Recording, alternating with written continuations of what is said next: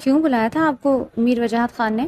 ممتاز بیگم کمرے میں داخل ہوئی تو زینب خان کو سخت تیوروں سے اپنی طرف متوجہ پایا۔ وہ گہرا سانس لے کر ستاشا سے مخاطب ہوئی۔ ستاشا بیٹا، جاؤ ذرا مہتاب کو بلا لاؤ، وہ تمہاری تائی جان کے کمرے میں ہے۔ جی اماں۔ ستاشا نے اپنی کتابیں وہیں رکھی اور کمرے سے نکل گئی۔ زینب طنزیہ مسکراہٹ کے ساتھ ماں کو دیکھنے لگی۔ او، تو میر وجاہت خان نے کوئی نیا حکم جاری کر دیا ہے اور ان کے چھوٹے لاڈلے بیٹے میر اعظم خان کی بیوی ممتاز بیگم ان کا حکم بجا لانے میں سر کی بازی بھی لگا دیں گی۔ تم چپ رہو زرنا، تمہیں تو چھوٹے بڑے کی تمیز ہی بھولتی جا رہی ہے۔ کم سے کم مرے ہوئے باپ کو تو بخش دو۔ میر وجاہت خان نے میرے مرے ہوئے باپ کو بخشا؟ کیا انہوں نے سوچا کہ آپ کو اپنی پسند کے خلاف بیاہ کر لانے والا میر اعظم خان اب اس دنیا میں نہیں رہا؟ تو پھر کیوں ان کی کیے کی سزا 22 سالوں سے آپ اور ہم تینوں کو دے رہے ہیں؟ کیا قصور ہے ہمارا؟ کیا ہوا ہے اماں؟ اسی لمحے بڑی بیٹی مہتاب اور اس کے پیچھے زرتاشا کمرے میں داخل ہوئی تو زینب کو غصے میں دیکھ کر مہتاب چونک گئی، کیونکہ زینب کے غصے کا مطلب کسی طوفان کی آمد تھا۔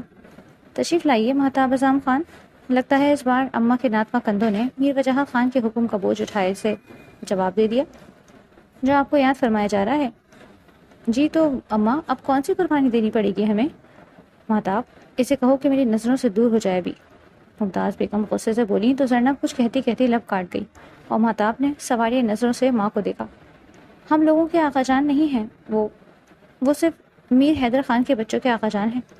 اماں، یہ بات کتنی بار سمجھاؤں میں آپ کو؟ سمجھنے کی تو تم لوگوں کو ضرورت ہے۔ یہ زبان ہمارے لیے کتنی مشکلیں لے کر آ رہی ہے، اس چیز کا تم لوگوں کو اندازہ بھی نہیں۔ یہ مت بھولو کہ اس گھر کے علاوہ ہمارا کوئی اور ٹھکانہ نہیں چاہیے ہمیں یہ خدا ترسی میں دیا گیا ٹھکانہ۔ زینب چیخ کر بولی۔ اب چپ کر جاؤ زینب، اماں کی بات تو سن لو، مہتاب نے سختی سے کہا تو وہ اپنے غصے کو قابو میں کرنے لگی۔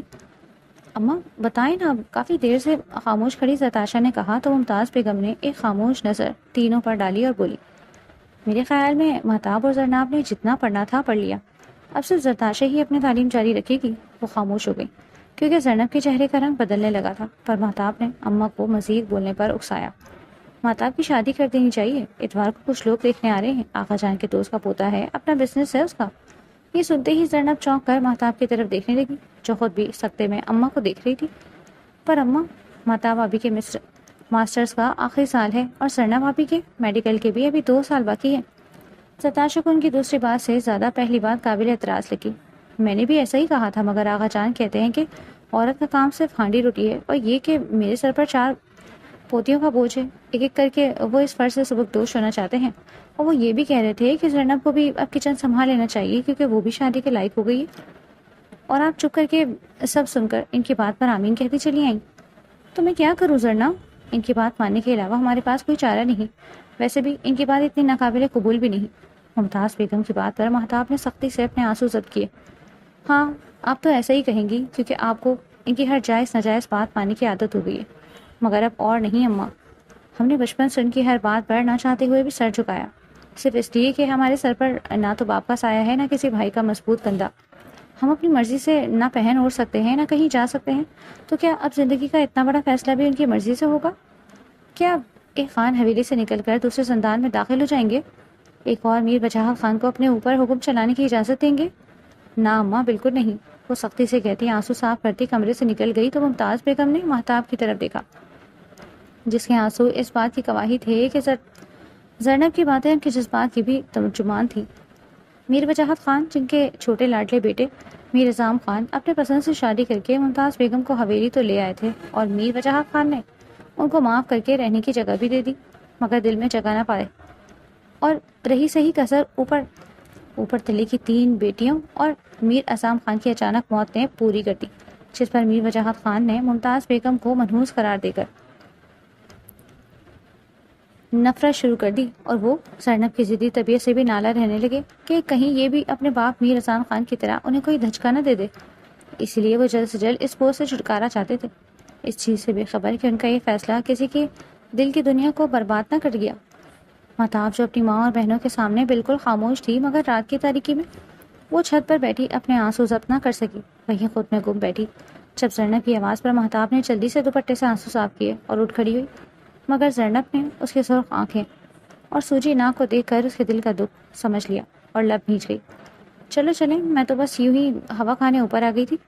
مہتاب نے زرنب کو اپنی طرف متوجہ پا کر جلدی سے کہا اور جانے کے لیے قدم بڑھائے، مگر زرنب نے اس کا بازو پکڑ کر روک لیا۔ آپ اماں سے تو جھوٹ بول سکتی ہیں، اپنے آنسو چھپا کر اس فیصلے پر خوشی کا اظہار کر سکتی ہیں، مگر مجھ سے یہ درد نہیں چھپا سکتی۔ آپ بھی تو جانتی ہیں آپ کبھی بھی احمد بھائی کے سوا کسی اور کو۔ سرنب آہستہ، کوئی سن لے گا۔ مہتاب گھبرا گئی۔ سرنب تلخی سے بولی، یہی تو اصل دکھ ہے کہ اس حویلی میں ہماری کوئی سنتا ہی نہیں، ورنہ آپ کو یوں اپنے آنسو نہ چھپانے پڑتے۔ مہتاب کے آنسو چھلک پڑے اور زرنب نے اذیت سے اپنے لب کاٹے، پھر بہن کو گلے لگا کر دلاسا دیا، اب پلیز روئے مت، ابھی 2 ماہ ہیں، کوئی نہ کوئی حل نکل آئے گا۔ مگر مہتاب رو دی۔ اب کچھ نہیں ہوگا زرنا، آغا جان نے جو فیصلہ کر لیا ہے وہ کبھی پیچھے نہیں ہٹیں گے، اور تائمہ کہہ رہی تھیں کہ وہ لوگ مجھے پہلے ہی پسند کر چکے ہیں، اتوار کو رسم پوری کرنے آ رہے ہیں، میں احمد کے سوا کسی اور کو خواب میں بھی کیسے سوچ سکتی ہوں۔ زرنب نے اسے غصے الگ کر کے کرسی پر بٹھایا اور آنسو صاف کرتے ہوئے عزم سے کہا، یہ چھوٹی بہن آپ سے وعدہ کرتی ہے کہ آپ کے خوابوں کو حقیقت بنائے گی، ابھی 2 ماہ ہیں، آپ بس ان مہمانوں کا خیر مقدم کریں اور باقی مجھ پر چھوڑ دیں۔ میں ابھی سے آپ کو احمد بھائی کی مبارکباد دیتی ہوں کہ وہ جلد ہی آپ کو اس حویلی سے رخصت کروا کر لے جائیں گے۔ مہتاب حیران ہوئی، مگر زرنا، اگر مگر چھوڑیں، اللہ پر یقین رکھیں اور مجھ پر بھروسہ کریں، آپ جائیں، آپ کے موبائل پر احمد بھائی کی 20 مسڈ کالز آ چکی ہیں، ان سے بات کریں اور کہہ دیں بس 2 ماہ ہیں، صبر کر لیں، پھر وہ آ کر آپ کو لے جائیں گے۔ زرنب نے شرارت سے کہا تو مہتاب کے لبوں پر مسکراہٹ آ گئی۔ جائیے، بیچارے راہ دیکھ رہے ہوں گے۔ زرنب کے کہنے پر وہ مسکرا کر چلی گئی تو زرنب نے گہرا سانس لیا اور ریلنگ کے ساتھ لگ کے کھڑی ہو گئی۔ اس نے مہتاب سے وعدہ تو کر لیا تھا، مگر پورا کرنا جان جوکا میں ڈالنے کے مترادف تھا۔ کچھ تو کرنا پڑے گا زرنب خان۔ وہ بڑبڑائی کہ اچانک اس کی نگاہ حویلی کے گیٹ پر پڑی، جہاں ایک کالی پراڈو اندر داخل ہو کر پورچ میں رکی اور فرنٹ سیٹ سے اترتا میر حارث خان اپنے شخصیت کی جلال سے اس کی توجہ کا مرکز بن گیا۔ کالے شلوار قمیص میں، جس پر سنہری اون کی چادر کندھوں پر ڈالے، موبائل کان سے لگائے، وہ مردانہ وجاہت کا چلتا پھرتا ثبوت تھا۔ اس کی ریشمی سیاہ بال بے ترتیب پیشانی پر بکھرے ہوئے، گندمی رنگت اور ہلکی سی داڑھی میں وہ غضب کی شخصیت کا مالک تھا۔ زرنب باوجود شدید نفرت کے یہ مانتی تھی کہ اللہ نے اسے خوبصورتی کی دولت سے نوازا ہے۔ اوہ، شکار تو آنکھوں کے سامنے تھا اور مجھے خبر ہی نہ ہوئی۔ تو میر حارث خان، میں نے 22 سالوں سے تجھ سے نفرت کا رشتہ نبھایا ہے، مگر اب تجھ سے ایک اور رشتہ جوڑنے کا وقت آ گیا، مگر میں نبھاؤں گی پہلا ہی رشتہ، دوسرے میں اگر بے وفائی کہلائی بھی جائی تو کیا فرق پڑتا ہے۔ زرنب خود کلامی مسکرا دی۔ آ گیا میرا شعر، میرا امیر۔ وہ سیڑھیاں اتر کر نیچے آئی تو ہال میں کھڑے میر وجاہت خان اور ان کے گلے سے لپٹے۔ میر حارث کو دیکھ کر اس کا حلق کڑوا ہو گیا۔ کیسے ہیں آپ آقا جان؟ اماں جان بتا رہی تھی کہ میرے جانے کا آپ نے خوب ناجائز فائدہ اٹھایا ہے، خوب بدپریسی کی ہے۔ میر حارث نے ہنستے ہوئے کہا تو وہ مسکرا دیے۔ سمجھو تو تجھے واپس بلانے کا بہانہ تھا، ورنہ 3 ہفتوں سے سن رہے تھے کچھ دن اور باپ تو پہلے ہی تیرا شہری بن گیا تھا، اب تجھے بھی بزنس کے جھمیلوں میں پھنسا دیا۔ میر وجاہت خان جو اپنے بیٹے میر حیدر خان کی کاروباری مصروفیات سے نالاں تھے، اب میر حارث کے بھی بزنس میں شامل ہو جانے پر زیادہ خوش نہ تھے، حالانکہ میر زمینوں کا کام بھی دیکھتا تھا اور ساتھ بزنس میں بھی مشغول ہو گیا۔ ارے نہیں آقا جان، بابا تو خود ابھی مجھے بزنس کے جھمیلوں سے دور رکھنا چاہتے تھے، مگر میں نے MBA یوں فارغ بیٹھنے کے لیے تھوڑی کیا ہے، مجھے خود دلچسپی ہے بزنس میں، اور سب سے اہم بات یہ کہ میں نے ان 3 ہفتوں میں نوٹ کیا ہے اتنا بڑا بزنس بابا اکیلے نہیں سنبھال سکتے۔ میر حارث ان کے قریب صوفے پر ٹک گیا اور ان کے ہاتھ اپنے ہاتھوں میں لے کر بات کی، جس پر وہ مسکرا دیے۔ جانتا ہوں میں، اسی بات پر تو مجھے تم پر فخر ہے کہ تم بغیر کہے اپنی ذمہ داری کا احساس کرتے ہو اور خوب اچھی طرح سنبھالتے ہو، تم میرا غرور ہو۔ میر وجاہت خان نے اس کے کندھوں پر ہاتھ پھیرا تو وہ آسودگی سے مسکرا دیا، جبکہ ان کی باتیں سنتی زرنب تلخی سے مسکرا کر میر حارث کے چہرے پر ایک قہر بھری نگاہ ڈالتی کچن کی طرف چل دی۔ اچھا، تم رات کا کھانا کھاؤ، کافی دیر ہو گئی ہے، چائے ساتھ پئیں گے؟ جی ضرور، وہ کہتا کچن میں آیا، جہاں سعدیہ بیگم خان سامہ کے ساتھ میز پر کھانا لگا رہی تھی اور زرنب شیلف کے ساتھ ٹیک لگائے پانی پی رہی تھی۔ السلام علیکم اماں جان، وہ سعدیہ بیگم سے ملا، جنہوں نے بڑی بےتابی سے اپنے اکلوتے بیٹے کو گلے سے لگا لیا اور اس کے روشن اور کشادہ پیشانی پر بوسہ دیا۔ جیتے رہو، اللہ تمہیں یوں ہی مسکراتا رکھے، آمین۔ ان کی دعاؤں پر زرنب نے اسے دیکھا، جس کی نگاہ بھی اس پر تھی۔ کیسی ہو تم زرنب؟ وہ کرسی گھسیٹ کر بیٹھ گیا۔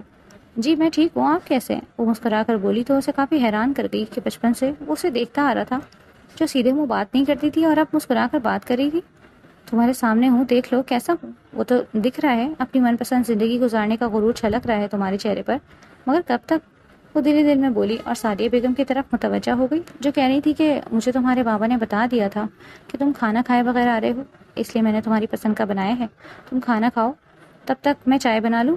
تائی جان آپ رہنے دیں، میں چائے بنا دیتی ہوں۔ اس سے پہلے کہ میر جواب دیتا زینب بول پڑی۔ دونوں حیران ہو گئے کہ جو حارث اور آقا جان کے کسی کام کو ہاتھ لگانا تو دور کی بات، اس طرف دیکھتی بھی نہ تھی، چائے بنانے لگی۔ وہ اب اپنے لیے بھی بنانے لگی تھی تو ان کے لیے بھی بنا دوں گی۔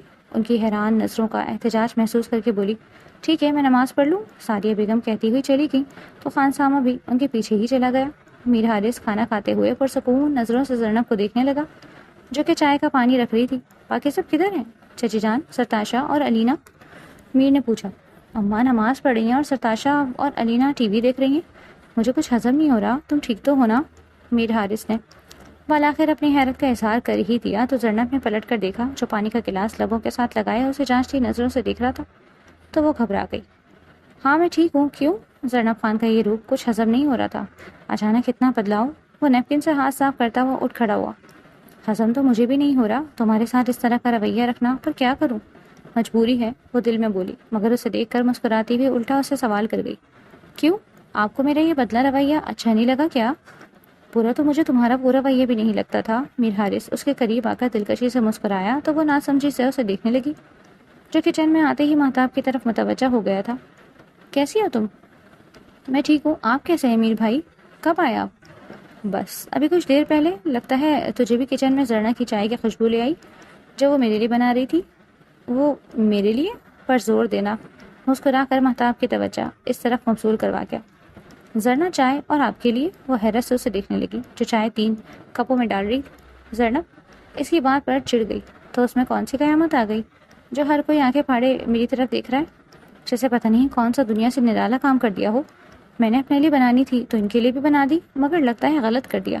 وہ پاؤں پٹکتی ہوئی کچن سے واک آؤٹ کر گئی تھی۔ مہتاب نے میر کی طرف دیکھا، جو کندھے اچکا گیا اور چائے کی طرف متوجہ ہوا۔ نائس، میں تو سمجھا تو تمہاری بہن صرف دل ہی اچھا جلاتی ہے، مگر وہ تو چائے بھی اچھی خاصی بنا لیتی ہے۔ میر حارث مسکرا کر بولا اور کپ پکڑے کچن سے نکل گیا۔ اگلی صبح زینب کالج جانے کے لیے تیار ہو گئی تھی۔ لاکھ مہتاب اور ممتاز بیگم کے ترلے منتوں کو نظر انداز کرتی وہ سیڑھیاں اترتی ہال میں آئی، جہاں وجاہت خان اخبار پڑھنے میں مشغول تھے اور علینا اور اناب اسکول جانے کے لیے تیار ڈرائیور کی گاڑی نکالنے کا انتظار کر رہی تھی۔ زینب نیچے آئی تو میر وجاہت خان نے ایک اچھڑتی نظر ڈالی، جو ہینڈ بیگ لٹکائے کتابیں ہاتھ میں پکڑے کھڑی تھی۔ سعدیہ بیگم، لگتا ہے آپ نے کسی کو بتایا نہیں کہ اسکول صرف اناب اور علینا ہی جایا کریں گی؟ وہ اپنے آگے ٹیبل پر چائے رکھتے ہوئے بولے، مگر ثنایا؟ زینب کو جس نے مشکل سے خود کو کچھ کہنے سے روکا۔ سعدیہ بیگم نے ممتاز بیگم کو دیکھا، جو بے بسی سے ان کو ہی دیکھ رہی تھی۔ وہ آقا جان، زرنا کا ضروری ٹیسٹ تھا، تو جب پڑھائی جاری ہی نہیں رکھنی تو ضروری ٹیسٹ کی کیا اہمیت؟ انہوں نے اخبار تہہ کر کے میز پر رکھا۔ آپ کو کس نے کہا کہ مجھے پڑھائی جاری نہیں رکھنی؟ زینب زیادہ دیر خود پر قابو نہ پا سکی اور براہ راست میر وجاہت خان سے مخاطب ہوئی۔ یہ میرا فیصلہ ہے لڑکی، جتنا پڑھنا تھا پڑھ لیا، پہلے ہی اس پڑھائی سے تمہارا دماغ 7ویں آسمان پر پہنچ گیا ہے، اور پڑھ کر ہمارے سروں پر خاک ڈالنا چاہتی ہو تم؟ غصے میں آئے تو زینب ممتاز بیگم کی ہزار گھوریوں کو نظر انداز کرتی بول اٹھی، کیا خاک ڈالی ہے میں نے آپ کے سروں پر؟ مطلب کیا ہے اس بات کا آپ کا؟ ضروری نہیں جیسے آپ نے اپنے بیٹے میر اعظم کی تربیت کی ہو، ویسے ہی میری ماں نے میری کی ہو۔ ان کی آنکھوں میں دیکھتی ان کے جلال کو آواز دے گئی، خاموش بے ادب لڑکی، تمہاری ہمت کیسے ہوئی بکواس کرنے کی؟ وہ جلال میں آ گئے تو مہتاب نے اس کو بازو سے پکڑ کر اندر لے جانا چاہا، مگر وہ اپنا بازو چھڑا گئی تو سعدیہ بیگم کے اشارے پر مہتاب میر حارث کو بلانے اس کے کمرے کی طرف دوڑی، جو سو رہا تھا۔ اس سے پہلے کہ ہمارا ہاتھ اٹھ جائے تم دفع ہو جاؤ ہماری نظروں سے۔ ہم بغاوت دیکھ چکے ہیں تمہاری آنکھوں میں، اب تم اسی حویلی میں رہو گی، جتنا خرچہ کرنا تھا کر لیا۔ کون سا خرچہ کیا ہے آپ نے ہم پر؟ اور ویسے بھی اگر کیا بھی ہے تو اس جائیداد پر ہمارا بھی اتنا ہی حق ہے جتنا اور لوگوں کا۔ زرنا، جاؤ یہاں سے، سعدیہ بیگم نے میر وجاہت کے غصے سے سرخ پڑتے چہرے کی طرف دیکھ کر کہا، مگر وہ انسنی کر گئی۔ کون سا حق لڑکی؟ ساری جائیداد میرے نام پہ، دل کرے تو کسی کو پھوٹی کوڑی بھی نہ دوں۔ کون ہے مجھ سے سوال جواب کرنے والا؟ دفع ہو جاؤ ہماری نظروں سے، ہم تم جیسی بے ادب لڑکی کی شکل بھی نہیں دیکھنا چاہتے۔ یہ تربیت کی ہے تم نے اس کی کہ اسے ہمارے سامنے لا کر کھڑا کر دیا؟ اتنی ہمت اس کی کہ ہمیں آنکھیں دکھا رہی ہے؟ اب کہ وہ ممتاز بیگم پر بھڑکے، جو بے بسی سے سر جھکا گئی، ان سے کیا کہتے ہیں؟ مجھ سے کہیں جو کہنا ہے۔ بکواس بند کرو لڑکی، اس سے پہلے کہ ان کا ہاتھ اٹھتا اور اس کی گال سرخ کرتا۔ میر حارث جلدی سے دونوں کے بیچ میں آ گیا۔ آقا جان پلیز آپ ریلیکس کریں، تم کمرے میں جاؤ۔ وہ سخت لہجے میں زرنب سے بولا تو وہ غصے سے اسے دیکھنے لگی، جو وائٹ شرٹ اور بلیک ٹراؤزر میں بغیر بال سوارے کی کچی نیند سے جاگا تھا۔ میں کیوں؟ زرنب نے پلٹ کر کہا تو وہ مزید سختی سے بولا کہ میں نے کہا کمرے میں جاؤ۔ اب کہ وہ بیگ اور کتابیں وہیں پھینکتے ہوئے اپنے کمرے کی طرف بھاگ گئی۔ مہتاب بھی اس کے پیچھے گئی۔ دیکھا تم نے اس بے ادب لڑکی کو؟ میں ایسے دن سے ڈرتا تھا۔ میں نے کہا تھا تمہیں کہ مجھے اس لڑکی میں بغاوت کی بو آ رہی ہے، مگر تم نے میری بات نہیں مانی۔ دیکھو آج میر وجاہت خان کے سامنے کھڑی ہو گئی۔ میرے بیٹوں کی ہمت نہیں مجھ سے آنکھ ملا کر بات کرنے کی، اور یہ لڑکی۔ آقا جان پلیز ریلیکس۔ اما جان آپ پانی لائیں۔ آقا جان کے اناب اور علینا، بیٹا تم لوگ جاؤ، اسکول دیر ہو رہی ہے۔ وہ پہلے ساریہ بیگم سے پھر گمسم کھڑی ان دونوں سے مخاطب ہوا تو دونوں باہر کی جانب چل دی۔ میر نے ممتاز بیگم کو دیکھا جو آنسو صاف کرتی شرمندگی سے سر نہ اٹھا پا رہی تھی۔ قصور تو سارا میر اعظم خان کا تھا، جس نے ایک بدزبان عورت کو لا کر ہمارے سروں پر بٹھا دیا تھا، تو اولاد بھی ویسی ہی نکلے گی نا۔ اب اس لڑکی کا کالج جانا بھی بند، اور یہ صبح سے ایک ختم بھی باہر نہیں نکالے گی۔ مہتاب کے ساتھ اس کی بھی رخصتی کی تیاری کرو۔ آغا جان کی بات پر وہ چونکا، پھر لمحہ بھر کو ممتاز بیگم کی طرف دیکھا جو سر تھام کے بیٹھ گئی۔ میر کی نگاہیں زرناب کی کتابوں پر ٹک گئی۔ دیکھ لیا تم نے اپنی بدتمیزی کا انجام؟ کیا ملتا ہے تمہیں یہ سب کر کے؟ تم ہماری زندگی آسان نہیں بلکہ مشکلوں میں ڈال رہی ہو۔ ممتاز بیگم روتے ہوئے بولی تو اسے مٹھیاں بھیجنے پر مجبور کر گئی۔ اماں کیا ہو گیا آپ کو؟ ایسا بھی کیا کر دیا میں نے؟ ان کے رونے سے تنگ آ کر بولی تو ممتاز بیگم کو مزید غصہ دلا گئی۔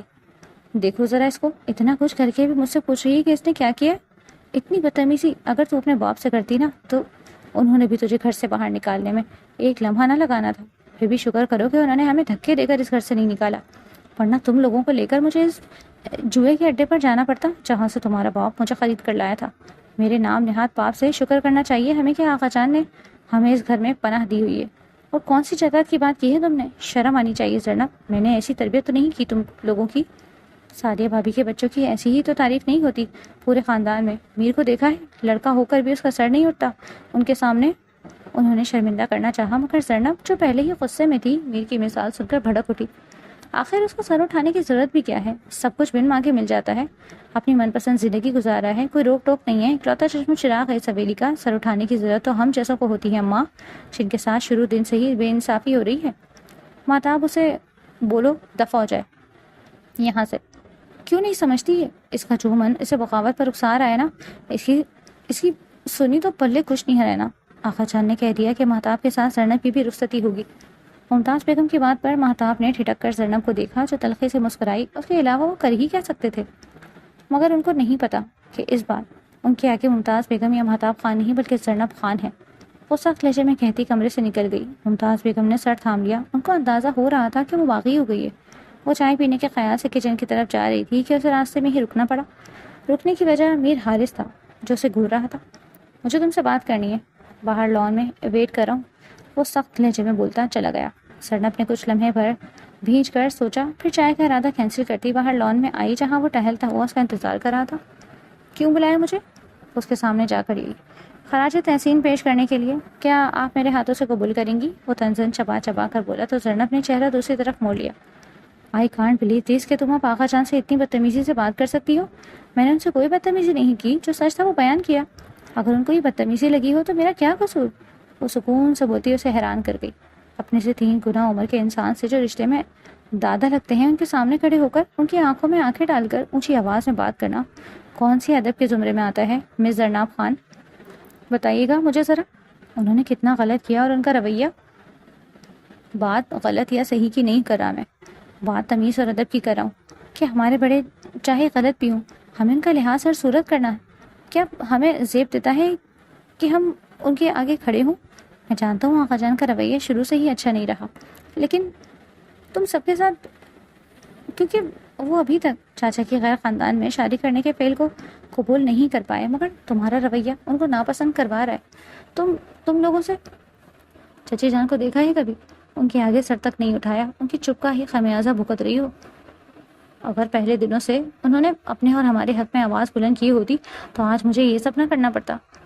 وہ تیزی میں بولی تو میر حارث نفی میں سر ہلانے لگا کہ مرغے کی وہی ایک ٹانگ، دماغ نام کی کوئی چیز ہے بھی یا نہیں؟ مہتاب بھی تو ہے، اس نے کبھی ایسا نہیں کیا، وہ بھی اماں کی طرح بزدل ہے، اور جینا بزدلی نہیں، اپنا حق لینا جانتی ہوں میں۔ او مائی گاڈ، وہ سب کے سامنے مٹھی بھیج گیا، ورنہ دل تو کر رہا تھا اس بیوقوف لڑکی کو 2 لگا دے تاکہ عقل ٹھکانے آ جائے۔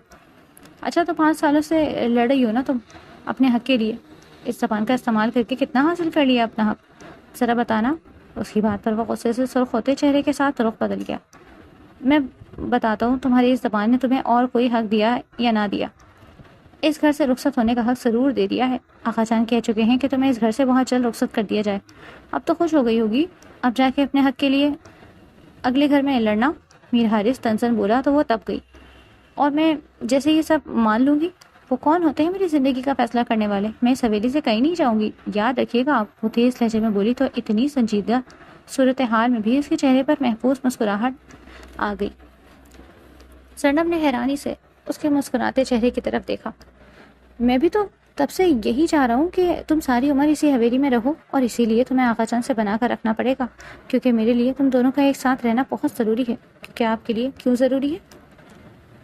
اس کے سوال پر میر نے ایک نظر اس کے چہرے پر ڈالی، پھر گہرا سانس بھرا اور بولا، وہ اس لیے کہ زینب عظام خان میری آنکھوں کا ایک خواب ہے جو میں کئی سالوں سے دیکھ رہا ہوں، اور اس خواب کو حقیقت بنانے کے لیے مجھے تمہاری اور آقا جان دونوں کی رضامندی چاہیے۔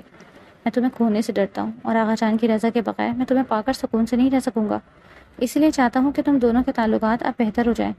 میر کی بات پر وہ کچھ پل کے لیے شجدہ رہ گئی، مگر جب آہستہ آہستہ دماغ نے کام کرنا شروع کیا تو اسے اپنے لیے بغیر کوشش کے ہی ایک ایسا راستہ مل گیا جو اسے کامیاب کر سکتا تھا، بلکہ ان لوگوں سے بدلا بھی جن کی وجہ سے اس نے اپنی ماں کی ناراضگی اور لان تان سہی۔ کیا ہوا تمہیں؟ اچھا نہیں لگا میری جان؟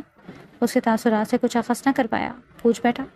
نہیں، ایسی تو کوئی بات نہیں۔ زینب جلدی سے نفی میں سر ہلا گئی، ورنہ اس کا دل تو کہنے کو جا رہا تھا کہ جو وہ دنوں سے سوچ رہی تھی اور کرنے کی ہمت نہ پا رہی تھی وہ اتنی آسانی سے ہو گیا۔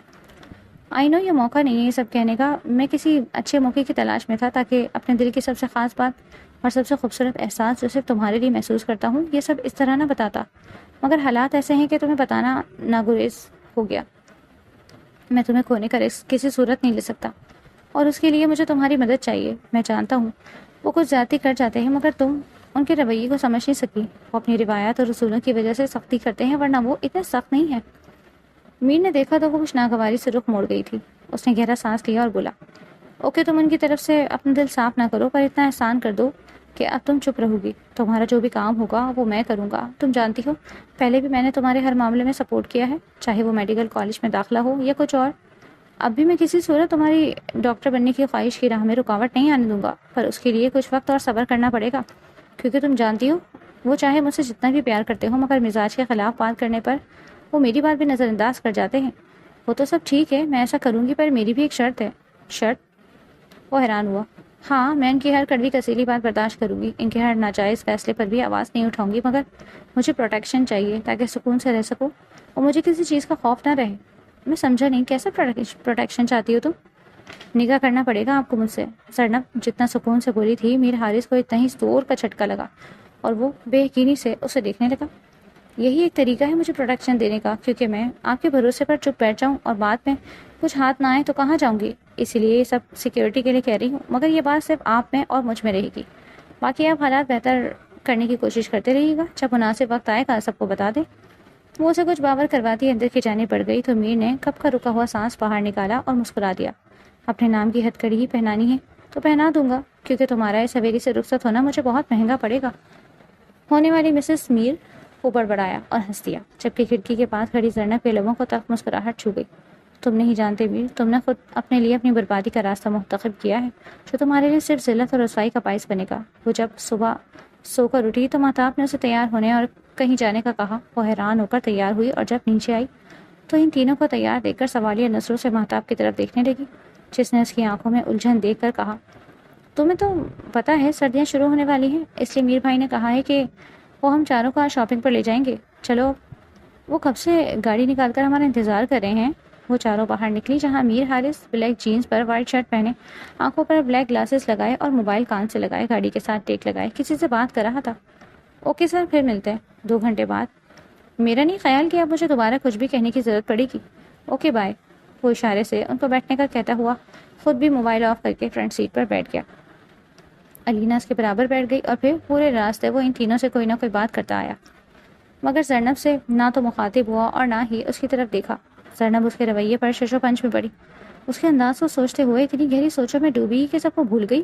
اور چونکہ تب جب گاڑی ایک بڑی شاپنگ مال کے سامنے رکی اور میر ان سے مخاطب ہوا، تب تینوں اندر جاؤ، جو لینا ہے لے لو، جو کھانا ہوگا وہ بھی کھا لینا، یہ کچھ پیسے اور ATM کارڈ ہے.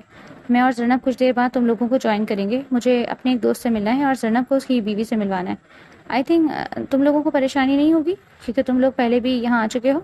جی بھائی، تینوں نے سر ہلایا اور گاڑی سے اتر گئی. حارث نے زرنب کی طرف دیکھا جو حیرانی سے اسی کو دیکھ رہی تھی. تم آگے آ سکتی ہو اور ذرا جلدی کرو، وہ سب ہمارا انتظار کر رہے ہیں. میر کی بات پر وہ چونکی، پھر گہرا سانس بھرتی آگے بیٹھ گئی. اور اگلے 20 منٹ میں وہ لوگ میر کے دوست ساتھ کے گھر تھے، جہاں ساتھ کی بیوی سمیت اس کے اور دوست اور نکاح خواہ بھی موجود تھا. زرنب یہ سب دیکھ کر تو پل کے لیے سن ہو گئی کہ جو فیصلہ اس نے صرف میر وجاہت خان کو نیچے دکھانے کے لیے کیا تھا، اب اس کو حقیقت کا روپ دینے کے لیے کافی ہمت چاہیے تھی اور اپنی پوری ہستی داؤ پر لگانی تھی کہ ایک ایسے شخص کو اپنا آپ سونپنا جس کے ساتھ آپ 22 سال سے نفرت کا رشتہ نبھا رہے ہو. اس کی قدم لڑکھڑائے مگر حارث نے اس کا ہاتھ پکڑ کر سہارا دیا اور نرمی سے بولا، میری طرح تمہیں بھی گھر والوں کے بغیر یہ قدم اٹھانا مشکل لگ رہا ہے، مگر جب فیصلہ کر لیا ہے تو اب اسے پورا بھی کرنا ہے، تاکہ نہ تمہیں کوئی خوف رہے اور نہ مجھے تمہارے بچھڑنے کا ڈر. اور میں تم سے وعدہ کرتا ہوں کہ تم پر کوئی بھی الزام نہیں آنے دوں گا، سب کچھ اپنے سر لوں گا. اس کی آنکھوں میں دیکھتا وہ مضبوط لہجے میں بولا تو زرنب کو نگاہیں چرانے پر مجبور کر گیا. یہی تو میں چاہتی ہوں میر، کہ تمام الزام تم اپنے سر پر لو. وہ دل ہی دل میں بولتی اس کے ساتھ قدم بڑھا گئی. کیا بات ہے زرنب، میں دیکھ رہی ہوں پچھلے 2 دنوں سے تم بڑی گمسم ہو. زرنب سوچو کے تانے بانے میں الجھی تھی کہ مہتاب کی بات پر گڑبڑا گئی. نہیں تو تمہیں ایسا ہی لگ رہا ہے، پر ذرا سستی سی چھائی ہوئی ہے. تم بولو اپنی طرف. اس کا دھیان ہٹاتے ہوئے وہ بولی، جلدی کر، وہ لوگ مجھے دیکھنے آ رہے ہیں اور مجھے بہت گھبراہٹ ہو رہی ہے. اوپر سے احمد بار بار مجھ سے یونی نہ آنے کی وجہ پوچھ رہے اور یہ بھی کہ وہ کب گھر والوں کو حویلی رشتے کے لیے لائیں. آپ گھبرائیے مت اور کل ایک عام روٹین کی طرح ان لوگوں سے ملے اور پرسوں سے یونی جانے کے لیے تیار رکھیں. پرسوں سے یونی پر کیسے؟ آقا جان نے اس دن کیا کہا تھا کہ اب ہم کوئی سوال جواب نہیں، بس آپ یونی جانے کی تیاری رکھیں. اور میں ابھی آئی. وہ گھڑی کی طرف دیکھتے ہوئے اٹھی جہاں سوئیاں 8 اور 9 کے درمیان تھی. اب اس کا مقصد میر حارث سے مل کر اسے آقا جان کے سامنے کھڑا کرنا تھا اور اسے پورا یقین تھا کہ وہ ایسا کر سکتی ہے. انہی سوچوں میں الجھی وہ آگے سے آتے میر سے بری طرح ٹکرا گئی کہ اگر وہ اسے تھام نہ لیتا تو وہ زمین پر گر جاتی. او سوری، میں دیکھ نہیں پائی. وہ اس کی گرفت سے نکلی تو وہ ایسے سے بولا کہ تم 2 دنوں سے کہاں چھپی ہوئی ہو، نظر ہی نہیں آئی. یہیں تھی. وہ مدھم لہجے میں بولی، کیا بات ہے، تم کچھ اپسیٹ لگ رہی ہو. میں 2 دنوں سے سوچ کے پاگل ہو گئی ہوں کہ جو میں نے کیا وہ صحیح فیصلہ تھا، اور جب سب کو پتہ چلے گا، خاص طور پر آقا جان کو، تو وہ کبھی بھی معاف نہیں کریں گے اور ہو سکتا ہے آپ کو ان کی سختی اور اس حویلی سے دوری برداشت کرنی پڑے. میں نے آپ کے لیے مشکلیں کھڑی کر دی اور یہ بات مجھے شرمندہ کرتی ہے. اتنی شاندار ایکٹنگ پر اس نے خود کو سراہا. تم پاگل ہو، ایسا سوچا بھی کیسے کہ مجھے تمہاری وجہ سے کوئی مشکل آ سکتی ہے. دیکھو، میں نہیں جانتا کہ بعد میں اس فیصلے کے اثرات کیا ہوں گے اور مجھے کیا کچھ برداشت کرنا پڑے گا، پر میں اتنا جانتا ہوں کہ ان حالات کو مد نظر رکھتے ہوئے ہمارا یہ فیصلہ بالکل درست تھا، کیونکہ 2 دنوں سے میں بہت پرسکون نیند سو رہا ہوں. ورنہ تو مجھے ڈر لگ رہا تھا کہ آقا جان کوئی ایسا فیصلہ نہ کر دیں جو تمہیں مجھ سے دور لے جائے. پر اب ایسا کوئی ڈر اور خوف نہیں. میر حارث، یہ تو تجھے آنے والا وقت ہی بتائے گا کہ یہ فیصلہ کیسے تمہاری نیندوں کو حرام کرتا ہے. وہ دل ہی دل میں سوچتی مگر ظاہر مسکراتی. ویسے مجھے ابھی تک یقین نہیں آ رہا کہ تم نے خود مجھے نکاح کا کہا، کیونکہ اگر پچھلے کئی سالوں سے دیکھا جائے تو تمہارا رویہ کچھ اچھا نہیں رہا میرے ساتھ. میر کی بات پر وہ ذرا سا گھبرائی مگر میر مسکراتے ہوئے اس کا ہاتھ پکڑ چکا تھا. اس نے اس کی گھبراہٹ کو شرم و حیا سمجھا، مگر حقیقت میں وہ تو بس آقا جان کا غصہ اس پر نکالتی تھی، ورنہ وہ اس کی بہت عزت کرتی تھی. میر کے مسکراتے لہجے پر وہ فوراً بات بدل گئی اور بولی، اس سے کچھ بات کرنی ہے. میر نے دلچسپی سے کہا، ہاں کرو. تو اس نے یاد دلائے کہ آپ نے کہا تھا میں آقا جان سے بحث نہیں کروں گی بلکہ آپ خود اجازت دلوائیں گے. اس پر میر نے سوچ بھرے انداز میں اسے دیکھا اور بولا، جب تم نے ایڈمیشن لینا تھا تب تمہیں پوری سپورٹ دی تھی، اب تو بیوی ہو اور پہلی فرمائش سے تو انکار کیسے ہو سکتا ہے. تمہاری ہر بات سر پر میں نے 1-2 بار آقا جان سے بات کی مگر انہوں نے نظر انداز کر دیا. اب جا کر بات کرتا ہوں اور تم صبح تیار رہنا. اس کے لہجے پر وہ خوشی سے مسکرا دی اور شکریہ کہا تو میر ہنستے ہوئے بولا، صرف شکریہ سے کام نہیں چلے گا بلکہ کچھ اور بھی دینا پڑے گا. اس کے شرارتی اشارے سمجھ کر وہ شرماتے ہوئے ہاتھ چھڑا کر بھاگ گئی اور میر کہکا لگا کر بولا، یاد رکھنا تمہیں شرارت کی سزا ضرور ملے گی. اس کی دھمکی پر وہ پلٹ کر ہنس دی اور وہ مسکراتا ہوا آگے بڑھ گیا. مگر اگر وہ پلٹ کر دیکھ لیتا تو چونک جاتا، کیونکہ وہ نفرت بھری نگاہوں سے اس کے پشت کو دیکھتے ہوئے آئندہ کے بارے میں سوچ رہی تھی.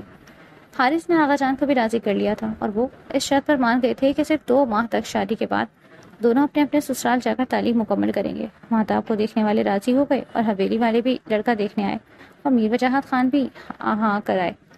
دونوں طرف سے ہاں ہونے کے بعد یہ طے پایا کہ مہتاب کی شادی کے ساتھ ہی زینب کا رشتہ بھی طے کیا جائے تاکہ دونوں بہنوں کی شادی ایک ساتھ ہو۔ مہتاب جوش سے شادی کی تیاریوں اور زینب کے رشتے کی کارروائیوں میں مصروف تھی، مگر زینب کی خاموشی سب کو کھٹک رہی تھی۔ وہ جو چھوٹی بات پر بھی میر وجاہت خان کے آگے ڈٹ جاتی، اپنی زندگی کے بڑے فیصلوں پر خاموش کیوں تھی؟ صرف حارث اس کی اس خاموشی کو سمجھ رہا تھا۔ میر جو 2 دن سے شہر میں تھا، آج گاؤں لوٹتے ہوئے آئندہ کے بارے میں سوچ رہا تھا۔ اسے زینب کے رشتے کی تلاشی کی خبر لگ چکی تھی اور وہ جلد ہی اس معاملے پر سے پردہ اٹھانا چاہتا تھا، مگر زینب ابھی ایسا نہیں چاہتی تھی اور وہ یہ بھی نہ سمجھ پا رہا تھا کہ آخر کیوں وہ میٹنگ کے سلسلے میں شہر آیا تھا اور آج کھانے کے بعد گاؤں نکل پڑا۔ حالانکہ حیدر خان نے روکنے کی کوشش کی، مگر وہ بہانے سے نکل آیا کیونکہ اس کا دل اس دشمن جاں کو دیکھنے کے لیے بے قرار تھا۔ اسے حیرت ہو رہی تھی کہ دل پہلے کبھی اتنا نہیں مچلا جتنا اب۔ شاید اب ملکیت کا احساس تھا جو اسے بے چین کر رہا تھا اور وہ اپنے جذبات کے ہاتھوں مجبور ہو گیا۔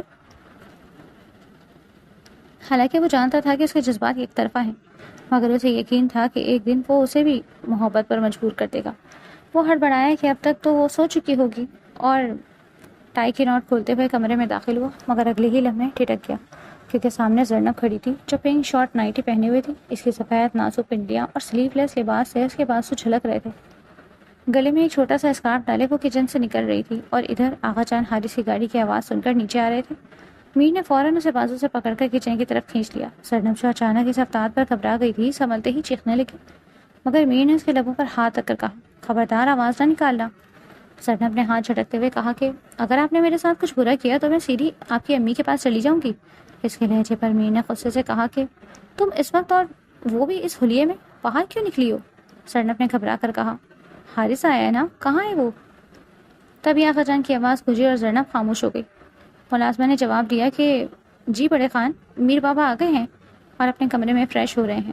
آغا جان نے کہا کہ ٹھیک ہے، وہ فریش ہو کر آئیں، تب تک میں انتظار کر لیتا ہوں۔ آغا جان کے الفاظ پر میر جھنجھلا گیا اور غصے سے زینب کو دیکھا جو یا تو واقعی نادم تھی یا نادم ہونے کا ڈھونگ کر رہی تھی۔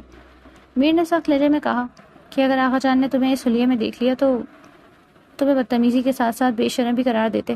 تم جانتی ہو کہ آغا جان کو تو عورتوں کا سر پر دوپٹہ نہ ہو تو غصہ آ جاتا ہے، پھر اس حلیے میں دیکھ کر وہ آپے سے باہر ہو جاتے۔ تمہیں کیا ضرورت تھی اس حالت میں باہر نکلنے کی؟ ذرا یہ بھی سوچ لیتی کہ نوکر جاگ رہے ہوتے ہیں۔ زینب نے شرمندگی سے سر جھکا کر کہا، سوری، مجھے خیال نہیں رہا، دراصل بھوک لگی تھی اس لیے میں بغیر سوچے باہر آ گئی کہ اس وقت کوئی جاگ بھی سکتا ہے۔ اسی شرمندگی بھرے لہجے نے میر کا غصہ ٹھنڈا کر دیا اور اس نے نرمی سے کہا، آئندہ احتیاط کرنا، ویسے مجھے نہیں پتا تھا کہ محترمہ اتنی شب بیدار ہیں۔ شاہانہ لباس میں ملبوس وہ جب گہری نگاہوں سے اسے دیکھنے لگا تو وہ خود میں سمٹنے پر مجبور ہو گئی۔ میر نے شریر لہجے میں کہا، مانا کہ تمہیں میرے سامنے اس طرح رہنے کا حق ہے، مگر جب تک رخصتی نہیں ہو جاتی ذرا احتیاط لازم ہے۔ انسان اتنے حسین نظاروں سے اپنی نگاہیں نہیں ہٹا سکتا، پھر بہکنے کا الزام ہم پر مت نہ ڈالنا۔ اس کے سنجیدہ لہجے نے اسے خفا کر دیا اور وہ پیچھے ہٹ کر دیوار کے ساتھ لگ گئی۔ میر اس کے سرخ چہرے کو دیکھ کر مسکرا دیا اور کہا، تم بہت خوبصورت ہو اور خوبصورتی کا ٹیکس تو بنتا ہے۔ اس دن تم مجھے کچھ دیے بغیر بھاگ گئی تھی، حالانکہ آغا جان کو بنانا کوئی آسان کام نہیں تھا۔ اس کی دھمکی پر کہ وہ تائی جان کو آواز دے گی، وہ مزید مسکرا دیا اور بولا، ہاں ضرور آواز دوں تاکہ اماں جان سے پہلے آغا جان کی انٹری ہو جائے۔ اس پر وہ مجبوراً مزاحمت کرنے لگی، مگر اس کوشش میں اور قریب آ گئی۔ میر نے ایک ہاتھ اس کی کمر میں ڈال کر اسے قریب کیا اور اس کی گرم سانسیں اپنے چہرے پر محسوس کرنے لگا، پھر نہایت نرمی سے اس کی روشن پیشانی پر اپنے پیار کا پہلا بوسہ دیا۔ اس لمس پر وہ کانپ سی گئی اور چاہ کر بھی دور نہ ہو سکی۔ پھر وہ اس کی آنکھوں کو چومنے لگا اور اس سے پہلے کہ مزید آگے بڑھتا، باہر سے آغا جان کی آواز آ گئی جو فضل الدین کو اپنے کمرے میں بلا رہے تھے۔ میر نے تیزی سے کہا، میں آغا جان کو ان کے کمرے میں لے جاتا ہوں، تم کچن سے نکل جانا، گڈ نائٹ۔ وہ ایک گہری نظر ڈال کر چلا گیا اور زینب اپنی نامعلوم کیفیت سے باہر نکلی اور زیر لب کوسنے لگی کہ کمینے کی ہمت کیسے ہوئی مجھے چھونے کی؟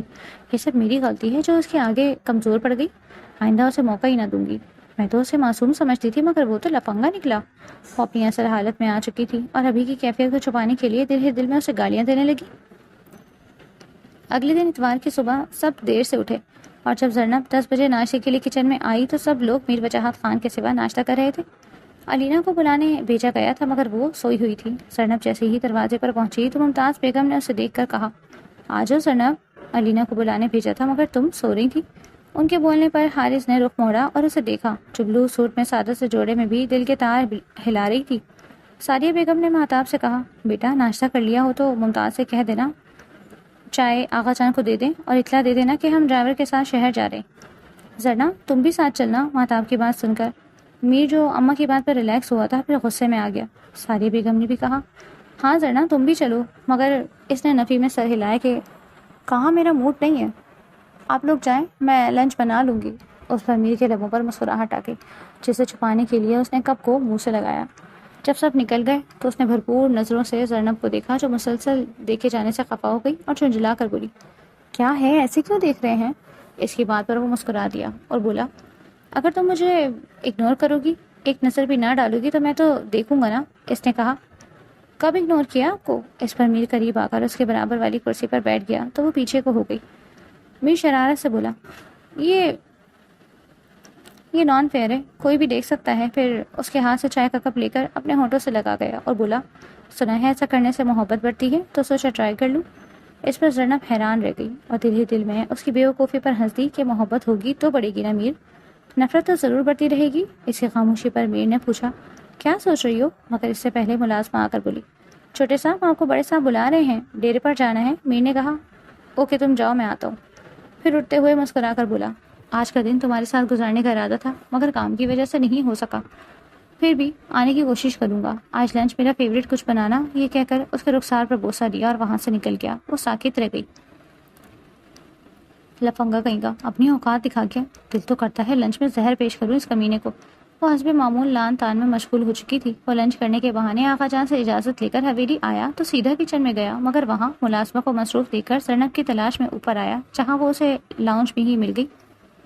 جب دیکھو ٹی وی اور گیمز، ان کے علاوہ اور کوئی کام نہیں ہے تم دونوں کو؟ اگر مجھے غصہ دلاؤ گی تو تم دونوں کا ٹرپ کینسل کرا دوں گی۔ اب ہم نے کیا کر دیا؟ آپ تو ہماری دشمن بن گئی ہیں۔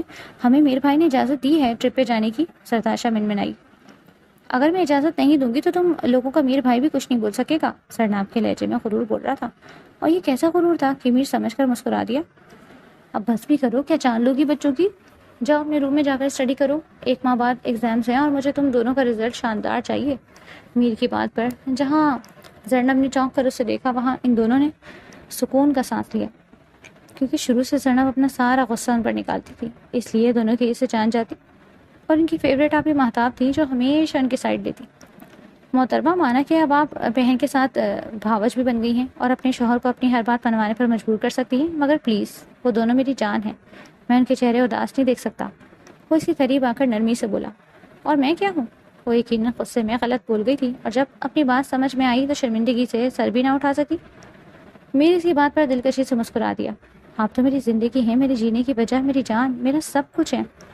میرا یہ مطلب نہیں تھا۔ وہ نظریں چرا گئی، جو بھی تھا مجھے تو اچھا لگا، میرے نصیب میں آئی ہو تم۔ اور دور ہٹی، لنچ بنانا ہے۔ میرے لیے کیا بنایا؟ مجھے پتہ ہی نہیں تھا آپ کو کیا پسند۔ کیا تمہیں نہیں پتا؟ ساری حویلی میری پسند جانتی ہے، ویسے کیا بنا رہی ہو لنچ میں؟ بریانی اور کباب۔ حارث اس کی بات پر ہنس دیا، ابھی تمہیں میری پسند کا پتہ نہیں ہے اور یہ بنا لیا؟ جب پتہ چلے گا تب کیا کرو گی مائی پریٹی مسز؟ اس کا پرجوش ہونا نہ سمجھی تو آنکھوں میں سوال لیے اس کی طرف دیکھا۔ میر نے اس کا ہاتھ اپنے ہاتھوں میں لے کر کہا، مجھے بھی یہی پسند ہے، اگر یاد ہو تو میں لنچ میں کباب کے بغیر تو کرتا ہی نہیں۔ اس کی بات پر اس کے دماغ میں بھی جھماکا ہوا کہ سعدیہ بیگم ہمیشہ کباب بنا کر فریج میں رکھتی تھی اور سب کو پتا تھا کہ میر کو کباب اور بریانی بہت پسند ہے، اور وہ انجانے میں اسی کی پسند کا اہمیت دے چکی تھی۔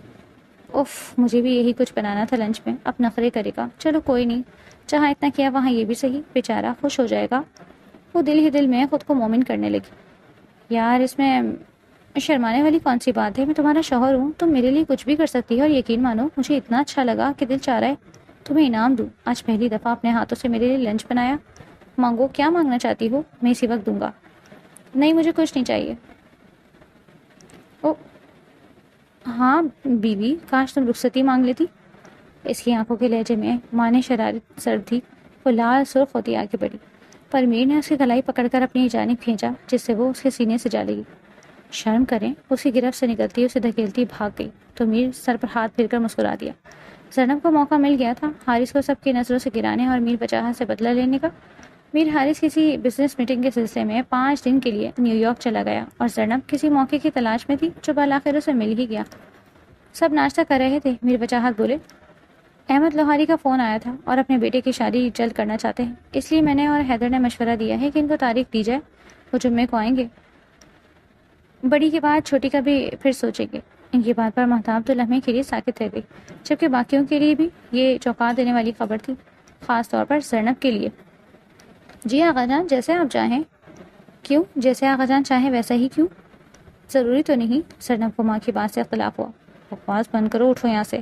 میر وجاہت کے چہرے پر ناگواری دیکھ کر ممتاز بیگم نے ڈانٹ کر کہا، مگر وہ نظر انداز کر کے میر وجاہت خان سے مخاطب ہوئی، مجھے آپ کا یہ فیصلہ نامنظور ہے کیونکہ مہتاب وہاں خوش نہیں رہے گی، وہ کسی اور کو چاہتی ہے۔ خاموش بے ادب لڑکی، سعدیہ اسے کہو کہ میری نظروں سے دور ہو جائے، ورنہ ہم اس کی بدتمیزی کو برداشت نہیں کر سکیں گے۔ بلا شبہ اس نے ان کے جلال کو آواز دی تھی۔ بات اتنی آسان نہ تھی جتنی آسانی سے وہ کر گئی، بغیر کسی خوف و خطر کے۔ زرنا اپنے کمرے میں جاؤ۔ سعدیہ بیگم نے اٹھتے ہوئے گھورا اور ساتھ مہتاب کو اسے کمرے میں لے جانے کا اشارہ کیا، مگر وہ مہتاب کا ہاتھ بری طرح جھٹک کر میر وجاہت کے غصے بھرے چہرے کو دیکھ کر بولی، آپ کب تک ہم سب کی زندگیوں کے فیصلے کرتے رہیں گے؟ مہتاب کو وہاں شادی نہیں کرنی تو بس نہیں کرنی۔ ممتاز بیگم کے زوردار تھپڑ نے اسے خاموش کروا دیا۔ وہ بے یقینی سے ماں کی طرف دیکھنے لگی جنہوں نے پہلی بار اس پر ہاتھ اٹھایا تھا۔ اگر سعدیہ بیگم انہیں بروقت نہ روکتی تو ایک اور تھپڑ لگا سکتا تھا۔ کاش یہ تھپڑ میں نے تجھے تب مارا ہوتا جب تو نے پہلی بار بغاوت کی ان کے فیصلوں پر۔ معاف کر دیں آقا جان، میں کم تر عورت اعلیٰ خاندان کے مطابق ان کی پرورش نہ کر سکی۔ وہ روتے ہوئے ان کے قدموں میں بیٹھ گئے تو زینب کو گویا آگ لگ گئی۔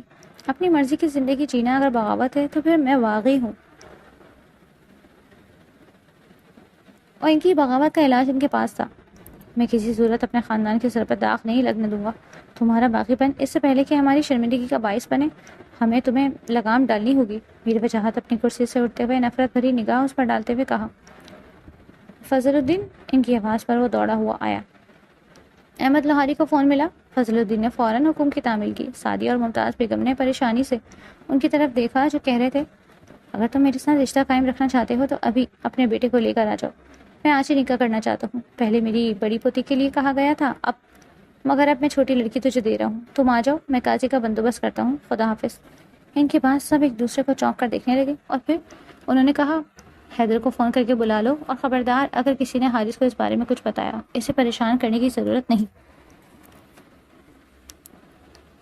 وہ سعدیہ بیگم کو تلقین کرتے اپنے کمرے میں چلے گئے۔ سعدیہ بیگم نے زینب کو دم سادے کھڑا دیکھ کر کہا، یہ سب تمہاری زبان درازی کا انجام ہے۔ رہنے دو باجی، شکر کرو وہ اتنی بدتمیزی کے باوجود اسے کنویں میں نہیں پھینک رہے، ورنہ تو وہ اس گھر میں جانے کے بھی لائق نہیں۔ ممتاز بیگم خشمگین نگاہوں سے دیکھتی چل دی تو سعدیہ بیگم بھی حیدر خان کو فون کرنے کے خیال سے اندر کی جانب بڑھ گئی تو مہتاب اس کے پاس آئی۔ زرنا، اب کیا ہوگا؟ تم نے مجھے بچانے کے لیے اپنا آپ داؤ پر لگا دیا۔ میر بھائی کو کال ہرگز نہیں کرنا اور ڈونٹ وری، ایسا کچھ نہیں ہوگا۔ وہ سختی سے منع کرتی اپنے کمرے میں آ گئی۔ شکریہ میر وجاہت خان، آپ نے میرا کام نہ صرف آسان کر دیا بلکہ اپنی بے عزتی کا سامان خود ہی کر لیا۔ وہ تلخی سے مسکرائی۔ کیا ہوا آغا جان مانے؟ سعدیہ بیگم نے حیدر خان سے پوچھا اور ان کے نفی میں سر ہلانے پر خاموش ہو گئی۔ تمہیں تو پتہ ہے وہ اپنے بات کے کتنے ضدی ہیں۔ ایک دفعہ جو کہہ دیا بس اس پر عمل کروانا ہے۔ حارث بھی نہیں یہاں، ورنہ وہ ان سے کچھ بھی منوا سکتا تھا۔ بھائی صاحب، آپ لوگ کس چیز کی فکر کر رہے ہیں؟ ہم نے گھر اور لڑکا دیکھا ہے، سب کچھ اس نافرمان کی اوقات سے بڑھ کر ہے۔ ممتاز بیگم تلخی سے بولی تو سعدیہ بیگم نے کہا، ایسا نہ کہیے بھابھی، وہ ذرا جذباتی ہے اپنے باپ کی طرح اور کچھ نہیں، اور میں چاہتا ہوں کہ اس کی دل آزاری نہ ہو، اسی لیے اب صرف نکاح کر دیتے ہیں۔ رخصتی کچھ دن بعد، آپ لوگ کھانے کا انتظام کر لیجیے گا، 4 لوگ ہیں، وہ اب تک تو آنے والے ہوں گے۔ حیدر خان کی بات پر وہ سر اس بات میں ہلا گئے اور پھر جب نکاح خواہوں کو لے کر حیدر خان، احمد لوہاری اور میر وجاہت خان اس کے کمرے میں آئے جہاں پہلے ممتاز بیگم، سعدیہ بیگم، مہتاب، زرتاشا، علینا اور لڑکی کی ماں بیٹھی تھی۔ جی شروع کیجیے۔ مولانا صاحب، 1 منٹ پہلے یہ تو بتا دیں کہ نکاح پر نکاح ہو سکتا ہے کیا؟ زینب کی بات پر سب ٹھٹک کر اس کی جانب دیکھنے لگے جو اٹھی اور کچھ کاغذات حیدر خان کو پکڑا دیے۔ میرا نکاح آج سے 1 ماہ اور 4 دن پہلے ہی میر حارث سے ہو چکا ہے۔ اس کے اعلان پر سب ششدر ہو کر حیدر خان کو دیکھنے لگے جنہوں نے اس کی بات کی تصدیق کر دی۔ حویلی کی سب عورتیں حیرت سے شدید جھٹکے کے زیر اثر ایک دوسرے کو دیکھ رہی تھیں، جبکہ میر وجاہت خان سختی سے اپنے دانت پیس کر رہ گئے۔ میر کو فون کرو حیدر۔ ان کی سپاٹ آواز پر حیدر خان نے میر حارث کو کال کی جو دوسری بیل پر ہی پک کر گئی۔ جی بابا جان، اس کی آواز گونجی۔ میر وجاہت خان نے اسپیکر لاؤڈ کر دیا اور بولے، کیا تم نے زرنب سے نکاح کیا ہے؟ ان کا سوال میر کو 2 پل کے لیے ساکت کر گیا اور اس کی خاموشی پر میر وجاہت گرجے۔ میر، میں پوچھ رہا ہوں کیا یہ لڑکی تیرے نکاح میں ہے؟ جی آغا جان۔ اس کی بات پر وہ جھٹکے سے اٹھے اور احمد لوہاری سے بولے، معاف کرنا احمد، جب اپنا خون اپنا فخر ہی دغا دے دے تو دوسروں سے کیا شکوا۔ وہ کمرے سے باہر نکل گئے تو احمد لوہاری بھی اپنی بیوی اور بیٹیوں کو لے کر واپس لوٹ گئے۔ ممتاز بیگم غصے سے زرنب کی طرف بڑھی، پر حیدر خان نے روک لیا۔ چھوڑ دے بھائی صاحب، مجھے آج ہی اس کا قصہ تمام کر دینا ہے۔ جب تک یہ زندہ رہی یوں ہی ذلت اور رسوائی ہمارا مقدر بناتی رہے گی۔ اس کا باپ مجھے ڈانٹ کر چپ کروا دیتا تھا کہ میری بیٹیوں کو کچھ مت کہنا، یہ میرا فخر اور غرور ہے، بیٹوں سے بڑھ کر ہیں، پر یہ تو شرمندگی کا باعث ہے ہمارے لیے۔ شکر ہے وہ یہ دن دیکھنے سے پہلے ہی چلے گئے، ورنہ وہ عزت کا جنازہ اپنے کندھوں پر نہیں اٹھا سکتے تھے۔ اب تو قصور میر کا بھی ہے بھابھی، اس نے بھی ہمارا سر جھکا دیا۔ حیدر خان نے اپنے باپ کو آج صحیح معنوں میں ٹوٹا ہوا اور ایک لمحے میں ہی کمزور دیکھا تو وہ غمگین ہو گئے۔ انہیں بھائی صاحب، میر نے سر نہیں جھکایا، بلکہ اس منحوس عورت نے عورت کو تار تار کر دیا۔ جب یہ سب جانتی تھی تو ان مہمانوں کے آنے سے پہلے بھی تو بتا سکتی تھی۔ گھر کی بدنامی گھر تک رہتی، پر اس نے سوچا سمجھا منصوبہ بنایا صرف ہمارا تماشا بنوانے کے لیے۔ دل تو کرتا ہے اس سے گولی مار دوں۔ ممتاز بیگم نے نفرت سے اسے دیکھا جو سر جھکائے کھڑی تھی۔ وہ بڑے میر کو پتہ نہیں کیا ہو گیا ہے، وہ زمین پر گرے پڑے ہیں۔ ہوش بھاگتا ملازم کے بتانے پر سب ان کی طرف دوڑے، مگر زرنب گمسم وہیں بیٹھی رہی۔ اگر آغا جان کو کچھ ہوا، وہ نفی میں سر ہلاتی باہر کو لپکی۔ میر وجاہت خان کو ہارٹ اٹیک آیا تھا اور فوری علاج ملنے کی وجہ سے ان کی حالت خطرے سے باہر تھی۔ ایک دن اسپتال میں رہنے کے بعد وہ گھر آ گئے اور گھر آ کر اپنے کمرے تک محدود ہو گئے، بالکل گمسم، صرف ضروری باتوں کا جواب دیتے۔ اگلے دن میر بھی واپس آ گیا اور جب ساریہ بیگم سے ساری حقیقت معلوم ہوئی تو وہ بھی ششدر رہ گیا۔ زرنب جو اپنے کمرے میں بند تھی، مہتاب کی زبانی میر کے آنے کی خبر ملی تو وہ بھی اٹھ کر آغا جان کے کمرے کی طرف گئی۔ جہاں اس نے باہر لاؤنج کی کھڑکی سے چھلانگ لگا کر دیکھا تو آغا جان اپنے بستر پر دوسری طرف منہ کے ٹیک لگائے بیٹھے تھے اور میر ان کے قدموں کے پاس بیٹھا تھا۔ باقی سب بھی وہیں تھے۔ مجھے معاف کر دیں آغا جان، میں آپ کی نافرمانی کا سوچ بھی نہیں سکتا تھا، مگر انجانے میں آپ کا سر جھکا دیا، آپ کو میرے سب شرمندہ اٹھانی پڑی، آپ کا غرور اور فخر خاک میں ملا دیا۔ آپ کی دی ہوئی ہر سزا مجھے قبول ہے، چاہے تو جائیداد اور حویلی سے بے دخل کر دیں، میں کچھ نہ کہوں گا، مگر کیونکہ سب سے بڑا گناہ یہ کیا ہے کہ آپ نے مجھے ہمیشہ اپنا غرور کہا اور میں نے وہ خاک میں ملا دیا۔ اس میں اس کا کوئی قصور نہیں، سب کچھ میرے کہنے پر ہوا۔ آپ سے لا علم رکھنا بھی میرا ہی فیصلہ تھا۔ اس غلطی نے پورے خاندان کی عزت داؤ پر لگا دی، میں ہر سزا کے لیے تیار ہوں، کہہ کر وہ اٹھا اور کمرے سے باہر نکل گیا۔ زرنب کا دل مٹھی میں آ گیا۔ وہ یہی چاہتی تھی کہ میر وجاہت خان سے بدلہ لے، مگر اب جب وہ اس مقام پر آ گیا تھا تو اسے سکون نہیں مل رہا تھا۔ خوشی کیوں نہیں ہو رہی تھی؟ انہیں سوچوں میں الجھی وہ راہداری سے گزرتی ہوئی میر کو دیکھ کر رک گئی۔ ایک نظر میں اس کی آنکھوں میں دکھ، شکوہ، ٹوٹے اعتبار کے شیشے، قلعہ، نفرت اور غصہ سب کچھ تھا کہ زرنب نظریں جھکا گئی اور وہ گزر گیا۔ اسے لگا کہ اب وہ کبھی اس کا سامنا نہیں کر سکے گی۔ آغا جان نے میر کو معاف نہیں کیا تھا اور وہ ہمیشہ کے لیے حویلی چھوڑ کر جا رہا تھا۔ یہ خبر مہتاب نے دی تھی۔ کمرے میں کوئی نہ آیا اور نہ ہی وہ باہر گئی۔ اس خبر نے ان کے دل کو ہلا دیا تھا۔ دل کہہ رہا تھا کہ وہ میر کے بغیر نہیں رہ سکتی، میر ہی اس کے خالی جگہ کا مالک ہے۔ نہیں، میں میر کو اس جرم کی سزا کبھی نہیں دوں گا جو اس نے کیا ہی نہیں۔ وہ دل ہی دل میں عہد کرتی میر وجاہت کے کمرے میں گئی، جو اسے دیکھ کر ششدر چہرہ موڑ گئے۔ آج آپ کو میری بات سننی ہوگی، کیونکہ ہماری نفرت میں وہ آ گیا ہے جس کے بغیر نہ آپ جی سکتے ہیں اور نہ میں۔ آپ تو بڑے انصاف پسند ہیں، سزا اس کو کیوں دے رہے ہیں جو محض ایک مہرہ تھا؟ کھیل تو میں نے کھیلا تھا، بدلے میں میری اپنی ضد کا۔ اب سوچتی ہوں تو خود پر لعنت بھیجتی ہوں کہ آخر کس چیز کا بدلہ لیا؟ اچھا کھانا، اچھا پہننا، اچھے کالج میں پڑھنا، یا باپ کسی روک ٹوک جو اگر میرا باپ زندہ ہوتا تو وہ بھی کرتا، یا میر کے برابر حق نہ ملنے پر، جبکہ سب برابر تھا، بس فرق لڑکا اور لڑکی کا تھا، یا زرتاشا اور علینا سے جیلیسی کا، جو آپ کی گود میں بیٹھتی تھی اور آپ ان کی پیشانی چومتے۔ یہ سب تو نافرمانی کا سبب نہیں بننا چاہیے تھا۔ نہ جانے کس اندھے پن نے مجھے یہ سب کرنے پر مجبور کیا۔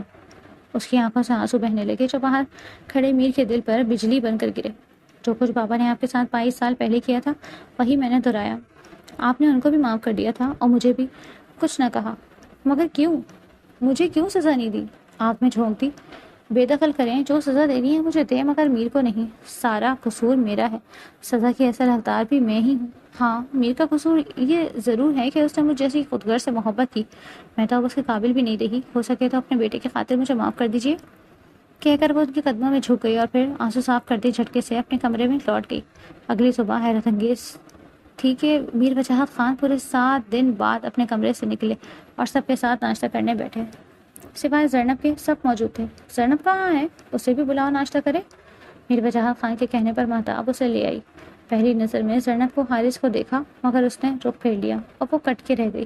تبھی آغا جان نے کہا، میں نے فیصلہ کیا ہے کہ حارث اور زینب کی شادی کر دی جائے۔ نکاح تو ہو چکا ہے، مگر باقی رسومات رہتی ہے نا، اور ساتھ مہتاب کی بھی۔ مہتاب، اس لڑکے کو کہو کہ اپنی فیملی کے ساتھ آ جائے، اگر ہمیں تمہارے لیے مناسب لگا تو ہم ہاں کر دیں گے۔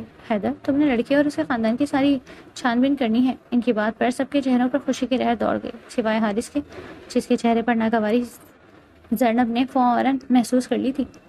حیدر خان اور میر وجاہت کے جانے کے بعد خواتین آپس میں باتیں کرنے لگیں تو مہتاب نے کہا، اگر تم شہر جاؤ تو زرنا کو بھی ساتھ لے جانا، مگر حارث نے صاف کہہ دیا کہ اتنے پلان بنانے کی کوئی ضرورت نہیں ہے، صرف مہتاب کی شادی ہوگی۔ جو رشتہ میں نے 1 ماہ پہلے جوڑا تھا وہ ٹوٹنے کے لیے جوڑا تھا، اس لیے اب اس کا ختم ہونا ضروری ہے۔ وہ سپاٹ لہجے میں کہہ کر سب کو حیران چھوڑتا لمبے ڈیگ بھرتا چلا گیا اور زینب آنسو پیتی اپنے کمرے کی طرف بڑھ گئی۔ احمد اور اس کا خاندان سب کو پسند آ گیا تھا، خاصا خوشحال گھرانہ تھا اور اپنا کاروبار تھا۔ 1 ماہ بعد شادی کی تاریخ طے پائی، مگر حارث سب سے نالا رہا۔ زینب نے بار بار منانے کی کوشش کی، مگر وہ اس کی طرف دیکھنا بھی نہیں چاہتا تھا۔ ایک دن جب میر اس کی پکار کو نظر انداز کرتا آگے بڑھنے لگا تو زینب نے اس کا ہاتھ پکڑ کر روکا اور کہا، میر پلیز میری بات سمجھنے کی کوشش تو کرو۔ مگر وہ غصے سے بازو چھڑا گیا اور کہا، یہی تو غلطی ہوئی ہے، میں تمہاری چالاکیوں کو نہ سمجھ پایا۔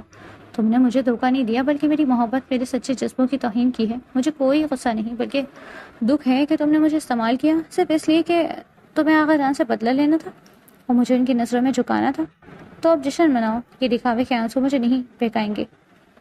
وہ بھڑکتے لہجے میں کہہ کر رکا نہیں، بلکہ باہر نکل گیا اور زینب نے بے بسی سے وہیں بیٹھ گئی۔ مہتاب جو سب سن چکی تھی اس کے قریب آ کر بیٹھ گئی اور کہا، اب تم نے ان کا دل توڑا ہے تو تکلیف تو ہوگی ہی، مگر معافی بھی تو مانگ رہی ہو نا۔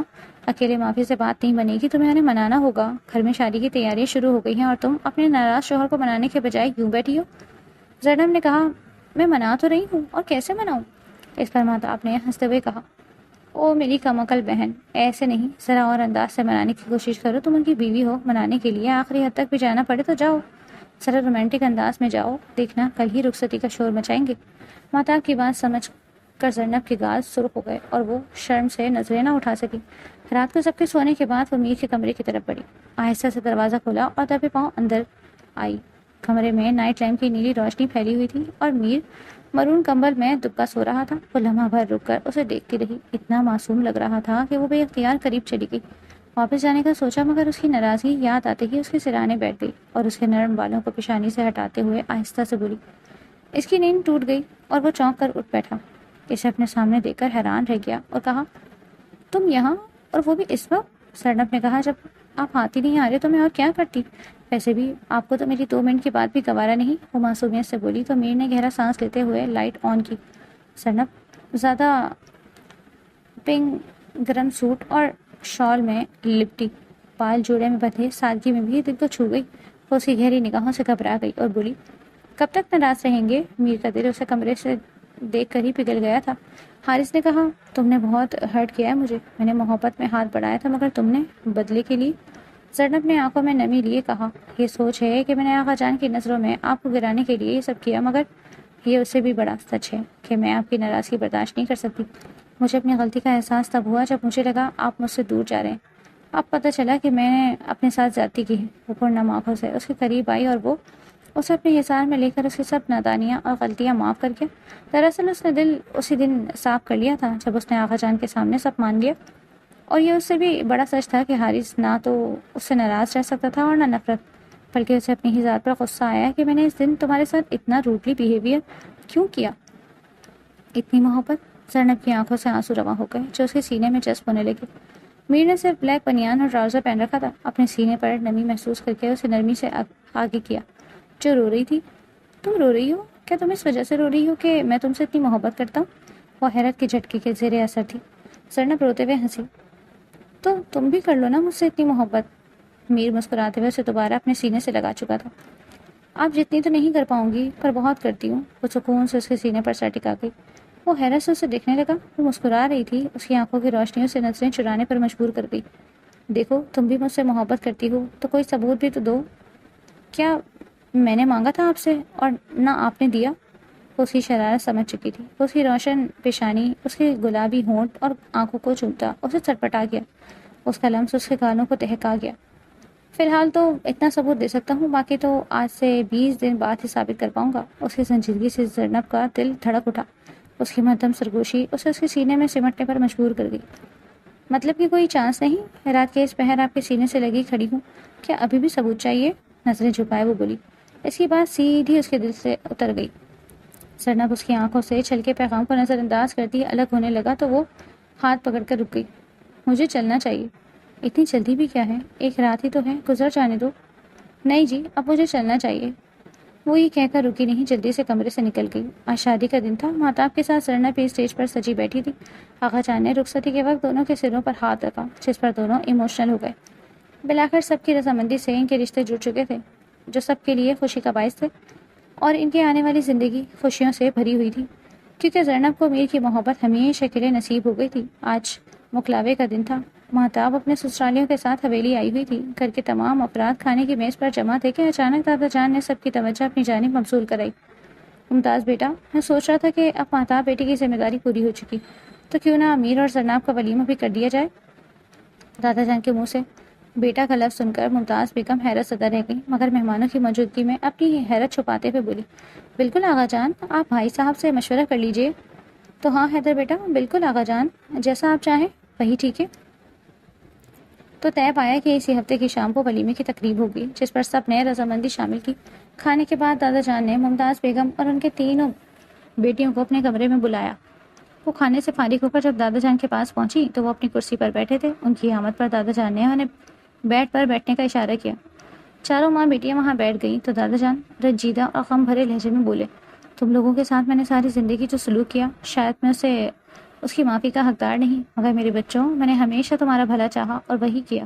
اگر اس میں کوئی کمی یا زیادتی رہ گئی ہو تو مجھے معاف کر دو۔ میں اپنے بیٹے کے غم میں تم لوگوں کے ساتھ انجانے میں ناانصافیاں کر گزرا۔ بیٹا کا لفظ سنتے ہی ممتاز بیگم تڑپ اٹھی اور پھوٹ پھوٹ کر رونے لگی۔ آج آغا جان نے انہیں بیٹا کہہ کر ساری زندگی کی گناہوں کا بوجھ اپنے دل سے اتار دیا۔ نہیں آغا جان، آپ ایسا نہ کہیں۔ زینب ان کے قدموں میں جا بیٹھی اور زاروں قطار رونے لگی۔ اسی دوران باہر سے گزرتے ہوئے میر نے کمرے کے منظر کو دیکھا۔ زینب کی بہتیں مہتاب اور چھوٹی بیٹی بھی ان کے پاس آ کر بیٹھ گئی، اور دادا جان نے آج پہلی بار اپنے دل کے غم ان کے ساتھ ہلکا کیا۔ دادا جان کے کمرے سے آنے کے بعد زینب اپنے کمرے میں موجود تھی جب اچانک اس کے موبائل پر میسج کی بیپ ہوئی۔ اس نے فون اٹھا کر دیکھا تو میر کا پیغام تھا، اوپر چھت پر آ جاؤ۔ زینب نے لمحے بھر توقف کیا اور پھر خاموشی سے اوپر جا پہنچی۔ میر پہلے سے ہی وہیں موجود تھا۔ اس نے زینب کو دیکھتے ہی مضبوطی سے اپنی باہوں میں بھر لیا اور ساتھ رکھی کرسی پر بیٹھنے کا اشارہ کیا۔ زینب جیسے ہی کرسی پر بیٹھی، میر نے نرم اور مدھم لہجے میں کہا، میں نے اس دن تمہاری اور دادا جان کی ساری گفتگو سن لی تھی۔ میں بس یہ کہنا چاہتا ہوں کہ تم جو ساری زندگی ضد اور تلخی دکھاتی رہی، ایک طرح سے ٹھیک ہی تھا۔ احساس کمتری کا شکار بچہ ایسے ہی رویہ اختیار کرتا ہے۔ آج جب دادا جان نے تم سے معافی مانگی تو وہ سب کچھ میرے دل کو چھو گیا۔